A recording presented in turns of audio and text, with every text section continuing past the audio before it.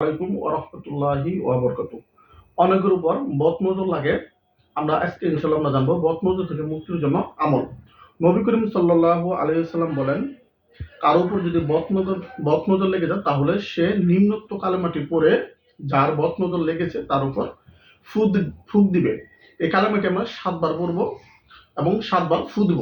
কালেমাটি হচ্ছে বিসমিল্লাহি আল্লাহুম্মা ইজহাব হাররাহা ওয়া বারদাহা ওয়া ওয়াজবাহা, যার অর্থ হচ্ছে আল্লাহর নামে হে আল্লাহ, তুমি এর প্রতি বদনজরের উত্তাপ, শীতলতা এবং তর্জনিত দুঃখ কষ্ট দূর করে দাও। এটা আমরা ৭ বার বলে যার উপর বদনজর লেগেছে তাকে আমরা ৭টি ফু দেব এবং তারপরে রুগীকে আমরা বলবো কুম বি ইজনিল্লাহ, তুমি আল্লাহর হুকুমে দাঁড়াও। অর্থাৎ আমরা রুগীকে দাঁড়াতে বলবো এবং তার গায়ে একটি ফু দেব।